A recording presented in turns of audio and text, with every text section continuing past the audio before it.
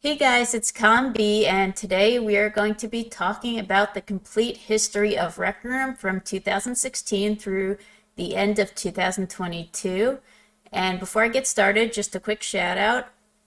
All of my information came from a few different sources. Rec Room fandom was super helpful, as well as the Rec Room website and press releases. So yeah, let's get started and dive right in. Rec Room was officially launched in May 2016 with only 3 games: disc golf, dodgeball, and paddleball.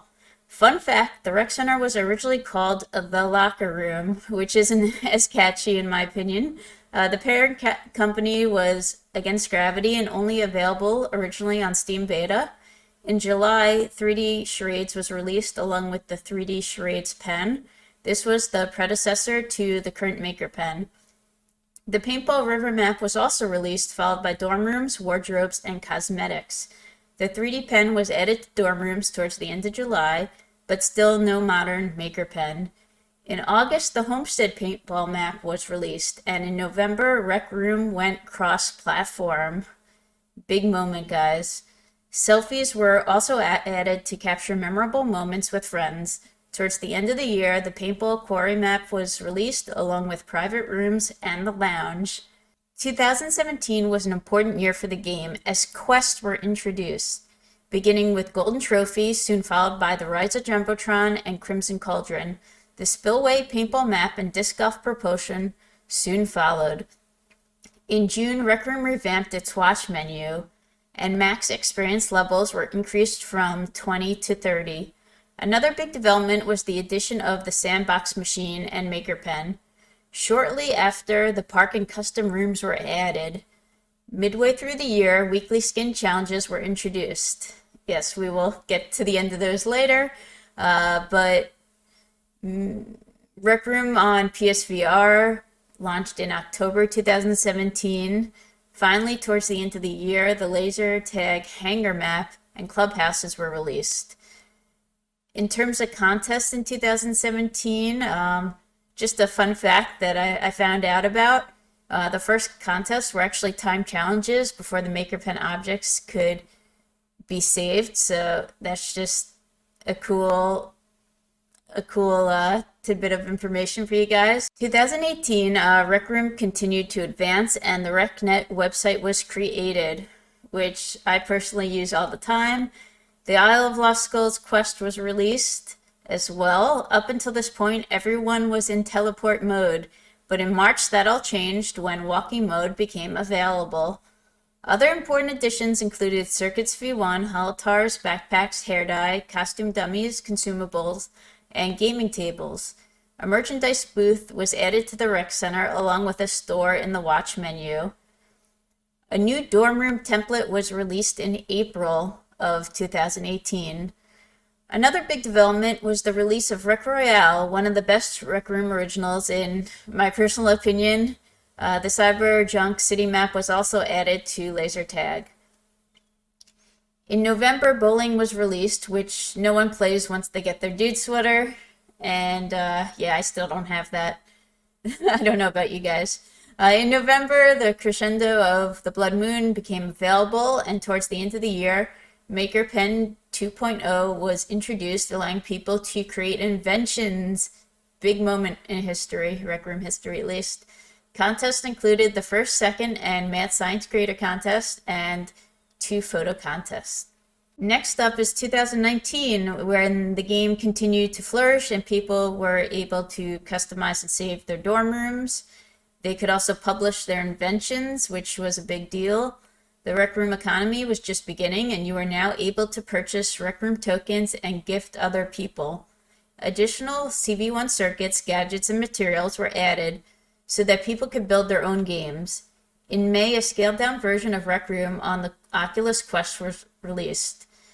Rec Room continued to gain traction, and the company raised $24 million in new funding. Additionally, Against Gravity was officially renamed Rec Room. In September, Stunt Runner was released. Side note, I'm horrible at that game. To my surprise, I learned that Rec Center moderators were first introduced in September 2019. Further, selecting outfits became easier with old zero-G wardrobes replaced by the mirror buttons that we currently have. Towards the end of November, the iOS version of the game was released globally. In terms of contests, there was the Fantasy and Fall Festival Creator Contest, a photo contest, a music video contest, and a 2D art contest. 2020 was a memorable year as the Quest 2 was released and VR became more mainstream, partially due to COVID and people being indoors more. As the year progressed, additional games became compatible on the Quest headset. The Sunset Drive-In paintball map was also added. Additional CV1 chips and gadgets, including invisible collision and mood settings, were added. Other notable additions included new props, welcome mats, and subrooms, as well as AI spawners. People could now host club events and send out subscriber announcements. New face shapes, body shapes, and ears were added. Max experience levels were increased from 30 to 50, where they currently remain today. I don't know about you guys, but I feel like we're due for an increase in experience levels, but let's keep going. On November 10th, CalmBee joined Rec Room. Yes, big moment. RecCon 2020 was also held in November. In December, Rec Room became available on the Xbox. Lastly, Rec Room Plus was released in 2020. This allowed premium users to sell their inventions for in-game currency. Contests included Wonderland, Getaway, and Mystery Creator Contest, 2 photo contests, a comedy recreations video contest, and a movie trailers video contest, 2 2D art contests, and game jam. A lot happened in 2021. It's also the year that I became addicted to Rec Room. To start off the year, the glass prop was released and people could now adjust their hats. Orientation was also released, as were orientation gun inventions. Mirrors were added, but they take up 50% ink. Rec Room began a program for people to cash out their tokens. That was a big economy moment for Rec Room. CV2 was released in May after I finally understood CV1, but I'll admit that it's a much better system. On May 10th, CalmBee published her first YouTube video for the Saved by the Bell map. Yes, that was the beginning of my YouTube career. Streamer cameras were updated shortly after. When Seats came out in June, it opened up more creator opportunities, such as roller coasters and riding around on RC cars. The release of full-body costumes was highly memorable. We can finally have arms and legs. The first and only Rec Olympics took place in August. Rec Room officially launched on Android devices. The Friendatron was added to the Rec Center and remains there today. RecCon 2021 was particularly exciting due to the large growth in user base. The re-emergence of the Forbidden One took Rec Room lore to an entirely new level. Rec Rally was released in September, and I haven't played it since. The CV2 chips and gadgets continued to expand, most notably trigger handles and currency, and voice moderation was introduced to help moderate Rec Room.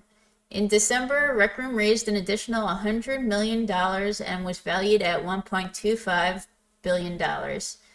Contests included Movie Magic, Hidden Worlds, Carnival, Stranded, Creator Contest, also the YouTube Recreation Video Contest, an art contest, and game jam. This past year, 2022, you guys probably know about, but I'll give a short recap. In 2022, the first Performing Arts Festival took place. Rec Room seasonal items were added, which is basically clothing if you own Rec Room Plus for each season. The League of Heroes event took place, in which Rec Room members were split into 4 teams, and I still don't understand what that event was about. The MakerPen UI got a huge update, making creators really angry. Eventually, everyone forgot about it. Tubes were improved, and we can now edit tube nodes. That is like one of the best things they've ever done. People can also add storefronts to their custom rooms, and helmet hair was added. Multicolor markers were also added, as well as a full color palette. The possibilities are now endless. Cameras were updated to reflect updated technology, and we can now print old photos. Custom shirts were introduced, which was another game changer. Showdown was the latest Rec Room original to be released, and I personally love it. RecCon 2022 took place in September, and I participated in my first panel. On a sad note, weekly skin challenges have been replaced by monthly, weekly challenges. There have also been 2 science invasion events, which are really fun scavenger hunts to earn clothing and other limited edition items. Lastly, 2022 also marked the year that Rec Room re-released a ton of old clothing items and skins under the premise of new and more confusing Rec Room lore. I still don't fully understand who the Forbidden One, S, or the Teller are, but they do get me to spend a lot of tokens and money on the game. In terms of contests, we've had the Folklore, Summer Camp, and Solstice Creator Contest, as well as a music video contest, an art contest, and game jam. Alright, so I hope you guys enjoyed learning a little bit more about the history of Rec Room. I hope you have a wonderful 2023. I can't wait to see what comes out this year in Rec Room and how this game continues to grow. That's all I have for today. I'll see you guys later.